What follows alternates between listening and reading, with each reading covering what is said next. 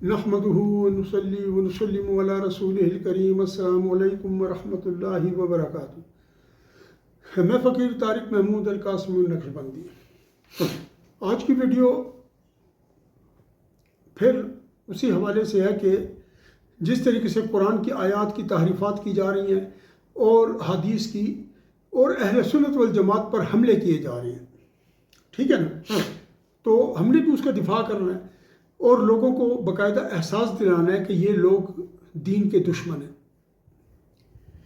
مجھ سے کسی نے سوال کیا تھا، وہ سوال اس نے میرے پاس بھیجا۔ سوال یہ تھا کہ جی آپ انجینئر مرزا کے پیچھے لگے رہتے ہیں اور اس کے تو بڑے فالوورز اور یہ اور اس طرح، اور تو آپ تو نظر ہی نہیں آتے۔ اب ظاہر ہے مجھے لگتا ہے کہ یہ سوال اسی کے کسی چیلے نے بھیجا ہے، تو اب میں اس چیلے کو یہ جواب دے رہا ہوں۔ اگر چیلہ نہیں ہے تو آئی ایم سوری، لیکن سوال کی جو کیفیت ہے وہ یہ بتاتی ہے۔ اچھا، جواب یہ ہے کہ انجینئر محمد علی مرزا کون ہے، اس کی مثال کیا ہے، وہ میں آپ کو پیش کرتا ہوں۔ جواب یہ ہے کہ ایک سفید چادر ایک کمرے میں بچھا دیں نا اور اس پر تھوڑا سا گند رکھ دیں ایک طرف۔ جب لوگ اس سفید چادر پہ آ کے بیٹھیں گے نا تو ہر آدمی کہے گا یار یہ کیا پڑا ہوا ہے، یار یہ کیا رکھا ہوا ہے، یہ کیا پڑا ہوا ہے، یہ گند کس میں ہے، اور اس کے اوپر مکھیاں بنا رہی ہوں گی۔ تو یہ سفید چادر جو ہے نا، یہ مثال ہے اہل سنت والجماعت کی، کیونکہ اس وقت لوگ اس گند کو دیکھ رہے ہیں نا تو پوری کانسنٹریشن سفید چادر پہ نہیں آ رہی، ان کو پتہ نہیں چل گیا تھوڑی سی جگہ ہے نا، لیکن سفید چادر اتنی وہ ٹھیک۔ پھر اس کے اوپر وہ جو گند ہے نا، وہ مثال ہے انجینئر محمد علی مرزا کی، اور وہ جو اس کے اوپر وہ گند پڑا، وہ جو مکھیاں بنا رہی ہیں، وہ اس کے چیلے چانٹے ہیں، کیونکہ یہ بڑے طریقے سے ہم پر اہل سنت والجماعت پر اٹیک کیا گیا ہے۔ اس کے جو فالوورز ہیں نا، جو 2 ملین کے قریب ہیں، سب کے سب قادیانی ہیں، یہ سب کے سب روافد ہیں، یہ سب باہر کے لوگ ہیں، ان کے اندر کچھ وہ ہیں جو دہری ہیں، لیکن ظاہر ہے کہ اتنی بڑی جب مہم چلتی ہے نا اس کے پیچھے پیسے بھی چلتے ہیں۔ ہمیں خود لوگوں کے اشتہار نظر آتے ہیں کہ آپ اتنے ہوتے ہیں جو ہے تو آپ کو وہ مل جائیں گے سبسکرائبر۔ بیسیکلی بات یہ ہے۔ دوسری بات یہ ہے کہ وہ لوگوں کی توجہ ادھر ہوتی ہے تو یہ سمجھتے ہیں کہ ہماری طرف سارے لوگ ہیں، نہیں، وہ لوگ اس گند کی طرف دیکھ رہے ہیں۔ تو اس کو میجارٹی ہمارے اہل سنت دیکھتے ہیں، جنہوں نے سبسکرائب کیا ہوا ہے، تاکہ ان کے پاس اس کی ویڈیو آئیں اور ہم اس کو پکڑیں۔ ہمارے فالوورز بھی ہیں، ہمارے دین کے جو ہیں تو جو چلتے ہیں اہل سنت والجماعت کے راستے پر، وہ بھی ہیں۔ اب اس سے آگے میں فردر چل کے آپ کو بتاتا ہوں، یہ کلپ سنیں، پھر میں بتاتا ہوں کہ اس نے اس دفعہ کیا ڈنڈی ماری ہے۔ بھلے تم کہتے رہو کہ ہم اللہ کا بندہ مان رہے ہیں، اللہ نہیں مانتا اس بات کو۔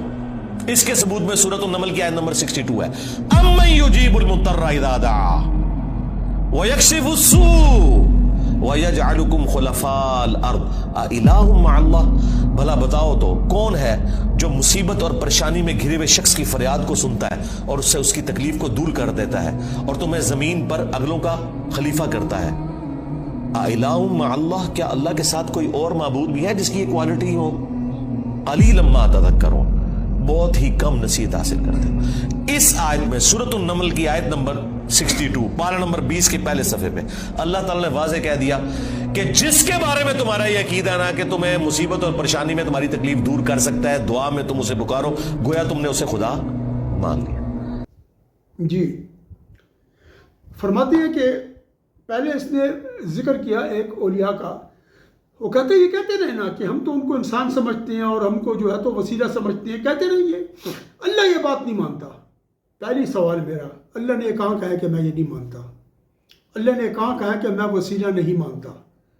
ان سوالوں کو میرے بہنوں بھائیوں بہت غور سے رکھو اپنے پاس۔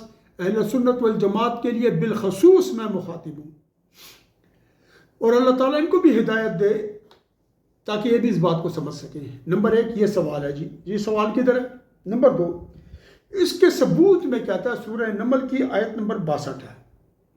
اللہ تعالیٰ نے واضح کہہ دیا ہے کہ جس کے بارے میں تمہارا یہ عقیدہ ہے نا کہ وہ مصیبت اور پریشانی میں تمہاری مصیبت دور کرتا ہے، دعا میں تم اسے پکارو گویا کہ تم نے اسے خدا مان لیا۔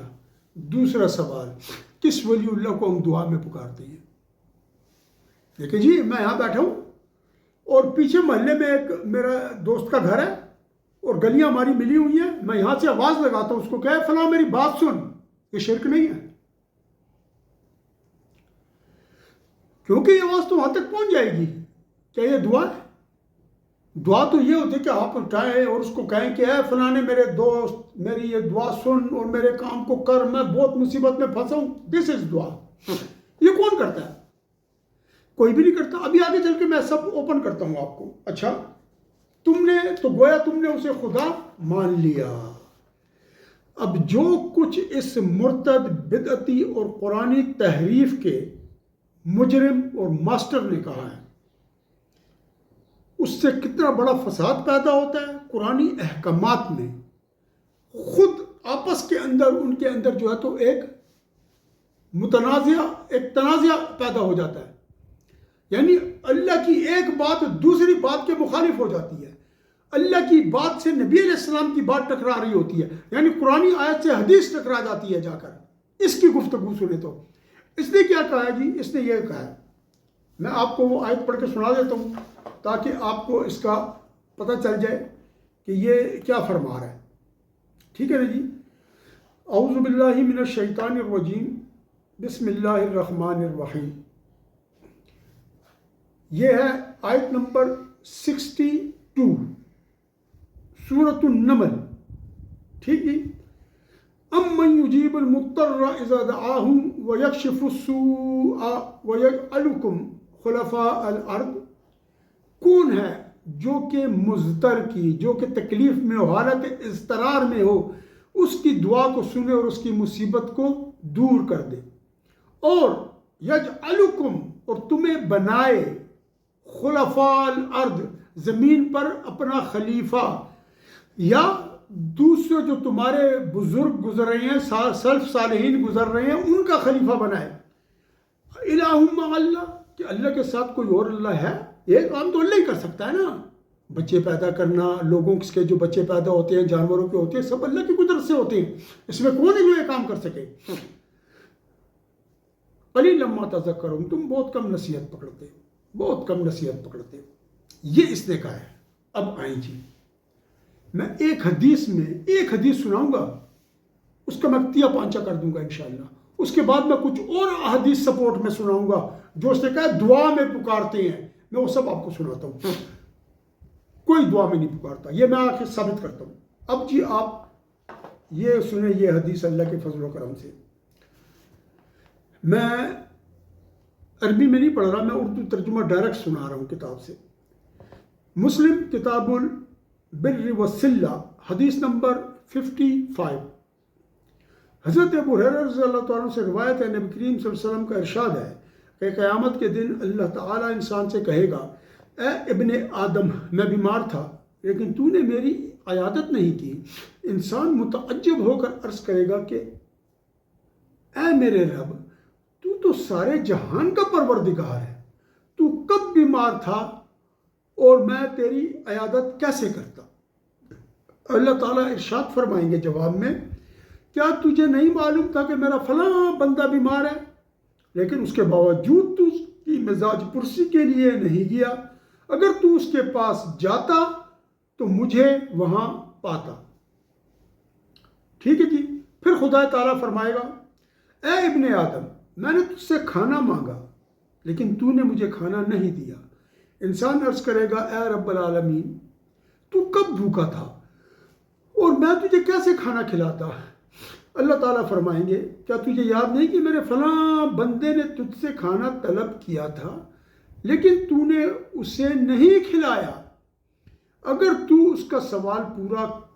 نے اس کا سوال پورا کیا ہوتا تو مجھے وہاں پاتا۔ اسی طرح اللہ تعالیٰ فرمائیں گے، اے ابن آدم، میں نے تجھ سے پانی مانگا لیکن تو نے مجھ کو پانی نہیں پلایا۔ انسان عرض کرے گا، اے دونوں جہان کے پروردگار، تو کب پیاسا تھا اور میں تجھے پانی کیسے پلاتا؟ اللہ تعالیٰ فرمائے گا میرے فلاں بندے نے تجھ سے پانی مانگا، پانی طلب کیا تھا، لیکن تو نے اس کی پیاس بجھانے سے انکار کر دیا تھا۔ اگر تو نے اس کی پیاس بجھائی ہوتی تو آج اس کا ثواب یہاں پاتا۔ اب غور سے سنیں جو انجینئر مرزا نے کہا ہے، یہ حدیث ڈائریکٹ اس کے ساتھ نہیں ٹکرا رہی جو حدیث انجینئر مرزا نے تفسیر کیا اور جو تحریف کیا اس تفسیر کے اندر اور ترجمے میں۔ دیکھیں اللہ تعالیٰ یہاں پر کیا کہہ رہا ہے اس آدمی کو؟ اللہ تعالیٰ نے مالدار آدمی کو پکڑا ہے، اس کو نہیں پکڑا جو فریاد کر رہا ہے۔ اللہ تعالیٰ اس کو کہتا ہے کہ بھائی تو اس کے پاس گیا کیوں ہے؟ میرے بندے تو اس کے پاس کیوں گیا ہے؟ میرے بندے تو اس کے پاس کیوں گیا؟ جبکہ میری یہ آیت وہاں موجود ہے، أَفَمَنْ يُجِيبُ الْمُضْطَرَّ إِذَا دَعَاهُ وَيَكْشِفُ السُّوءَ، یہ آیت موجود ہے۔ میں نے کہا ہے کہ کون ہے جو اضطراب میں ہو، مشکل میں ہو، مجھے پکارے اور میں اس کی بات نہ سنوں؟ تو اس کے پاس کیوں گیا؟ اور فرشتوں سے کہا تھا اس کو اٹھا کے دوزخ میں پھینکو، اس نے شرک کیا، پکار لیا نا، اس نے غیر اللہ سے مانگا ہے نا، انسان سے مانگا ہے۔ ابھی کوئی یہ نہ کہے کہ یہ تو اللہ نے حکم دیا ہے، میں یہ بتاتا ہوں کہ اللہ نے جو حکم دیا وہ تم کس طریقے سے اس آیت کے ساتھ ٹکرا رہے ہو۔ اچھا اب آگے چلیں جی، دوسرے سے پوچھا پانی کا، پانی کیوں نہیں پلایا؟ اب وہ پانی والے کو اللہ نہیں پکڑا رہا، اللہ اس کو پکڑ رہا جس نے پانی سے منع کیا۔ اچھا پھر وہ سوال کرتے ہیں کہ اللہ کیسے؟ تو اللہ تعالیٰ اس بندے کو، دونوں بندے جو ہیں بلکہ تینوں عیادت والا بھی، اس کو اللہ تعالیٰ ان کی نسبت اپنے ساتھ یعنی ان کی جگہ پر اپنے آپ کو رکھ کر پیش کر رہے ہیں کہ ایسی ہے جیسے تو نے میرے بندوں کے ساتھ جو عمل نہیں کیا، میرے بندوں کی مدد نہیں کی، میرے بندوں کی بات نہیں سنی، ایسے ہے جیسے تو نے مجھے جو ہے تو میری جو ایک ڈیمانڈ تھی اس کو ریجیکٹ کیا، کیونکہ وہ اس طرح تھا جس طرح کہ میں ہوں۔ کیوں؟ ثواب، عقاب، اجر، نعمت ہر ایک کا مالک رب ہے، جس کو چاہے جتنا دے۔ یہ بات ہو گئی نا، ڈائریکٹ ہو گئی۔ اچھا اب اللہ کریم جو یہ بات اس طرح کہہ رہے ہیں، ڈائریکٹ ٹکراؤ کیسے آ رہا ہے؟ اللہ تعالیٰ کہہ رہے ہیں تم نے اس کو پانی کیوں نہیں دیا، کھانا کیوں نہیں کھلایا، عیادت کیوں نہیں کی؟ انجینئر کا جو عقیدہ ہے، انجینئر کا جو بیان ہے، وہ کہہ رہا ہے کہ تم نے یہ جو بھی کسی کو پکارے گا، اس کے پاس جائے گا، اس سے کوئی چیز لے گا، وہ غیر اللہ ہے نا سب۔ دیکھیں یہ اولیاء اکرام ہو، عام انسان ہو، مالدار ہو، سب غیر اللہ ہے۔ اور تم جب اس کے ساتھ یہ کرو گے، اور آیت میں بھی یہ لکھا ہے، تو یہ ڈائریکٹ تضاد آ گیا۔ جب تضاد آ گیا پھر کیا ہوا؟ پھر مسئلہ بن گیا، دونوں چیزوں میں اختلاف آ گیا۔ حدیث ڈائریکٹ ٹکرا رہی ہے، حدیث کہتی ہے مدد کرو۔ پھر اللہ تعالیٰ نے جو دوسرا تضاد ہے، یعنی ایک جگہ اللہ تعالیٰ کہہ رہا ہے فَمَن يُجِيبُ الْمُضْطَرَّ إِذَا دَعَاهُ وَيَكْشِفُ السُّوءَ، اور دوسری جگہ اللہ تعالیٰ لوگوں کو کہہ رہا ہے زکوٰۃ دو، لوگوں کی مدد کرو۔ ایک طرف اللہ تعالیٰ کہہ رہا ہے میں کرتا ہوں، دوسری طرف اللہ تعالیٰ کہہ رہا ہے لوگوں کی تکلیفیں دور کرو۔ یہ ڈائریکٹ تضاد نہیں ہے؟ انجینئر کی تاریخ کے مطابق، ہمارے نزدیک نہیں، کیونکہ ہم سمجھ رہے ہیں کہ کیا بات ہو رہی ہے۔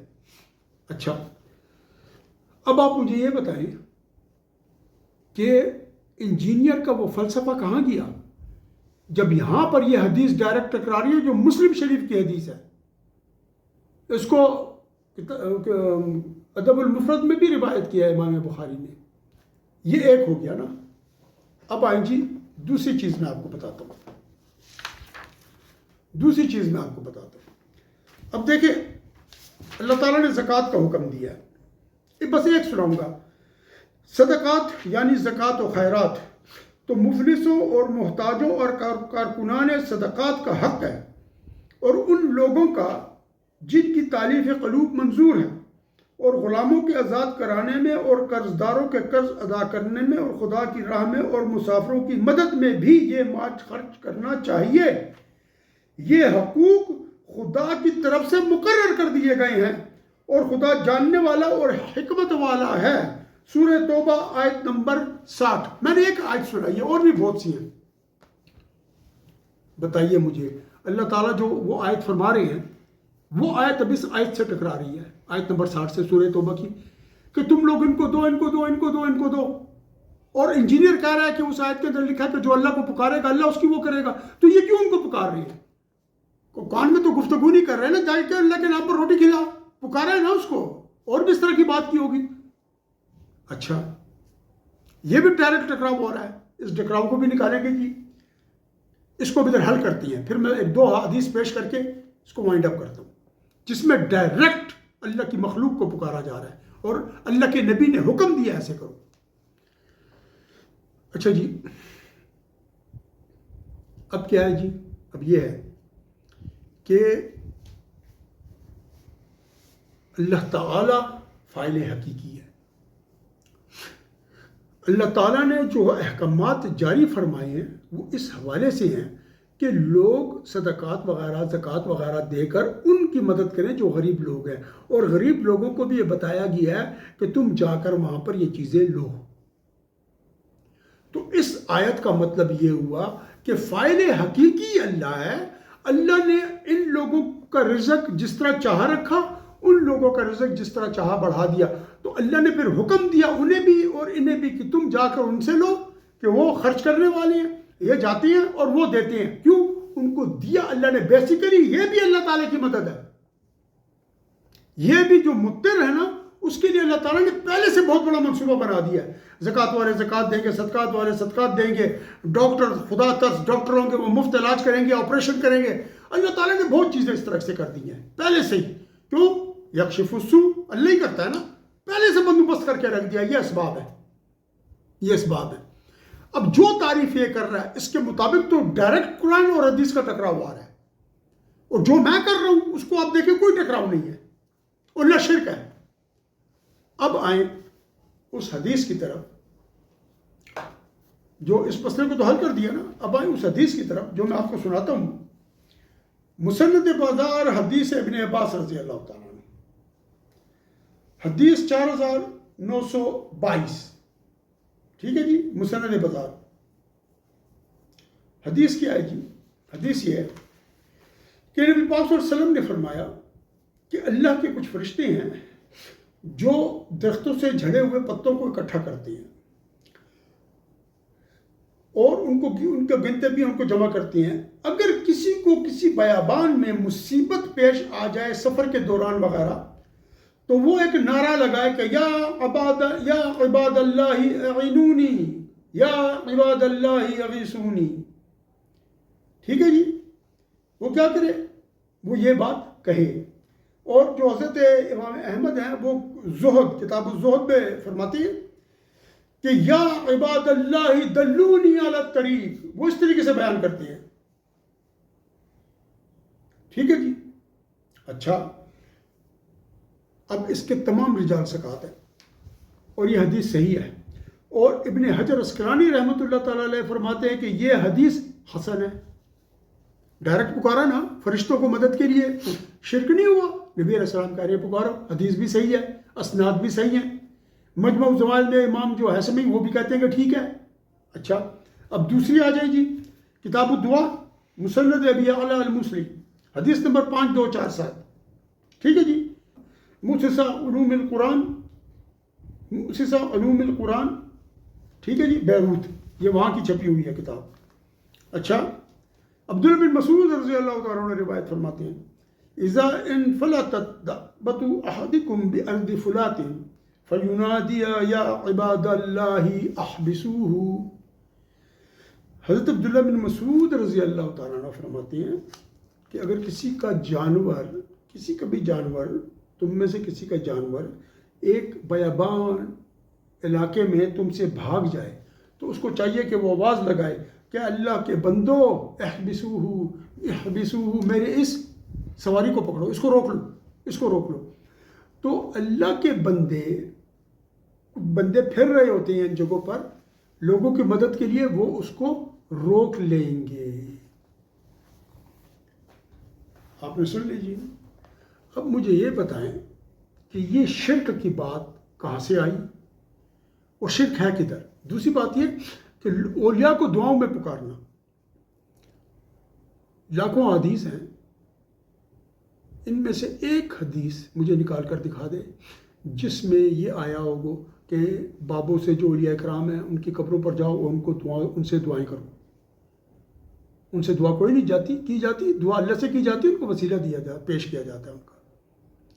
اس طریقے سے پوری کتاب میں کہیں نکال کر دکھا دے کہ اولیاء کرام کی زیارت پہ جاننا مانگنا اور یہ سب جو ہے تو شرک ہے، ٹھیک ہے، ایسا نہیں ہے۔ حدیث شریف ایک ہے، حضرت عمر فاروق صاحب رضی اللہ تعالیٰ عنہ کے دور میں شدید قحط پڑا، تو ایک صحابی حضرت بلال بن الحارث مزنی نبی پاک صلی اللہ علیہ وسلم کی قبر شریف پر حاضر ہوئے اور آ کے عرض کی کہ یا رسول اللہ استسق اللہ لامتک فانہم قد ہلک، یا رسول اللہ اپنی امت کے لیے بارش کی دعا کریں کہ وہ تو ہلاک ہو رہی ہے۔ تو نبی علیہ السلام ان کے خواب میں آیا، ان سے آ کر یہ فرمایا کہ آپ جاؤ حضرت عمر فاروق صاحب کے پاس، ان سے کہو کہ تمہیں بارش برسا دی جائے گی، ہوشیاری کے ساتھ حکومت کرو۔ تو عمر فاروق صاحب نے یہ عرض کی کہ یا اللہ، جو چیز میرے اختیار میں ہے اس کو تو میں کر لیتا ہوں، لیکن جو میرے اختیار میں نہیں ہے میں اس کا کیا کروں؟ اور آپ کے آنسو نکل آئے، آپ نے اس کو مارا نہیں کہ کیا شرک کر کے آئے ہو؟ یہ ڈائریکٹ قبر شریف پر کھڑے ہو کے ان سے کہا گیا ہے۔ ہم بھی اس طرح جا کے کہتے ہیں یا پیر و مرشد اللہ تعالیٰ سے دعا کریں کہ یہ اس طرح ہو جائے۔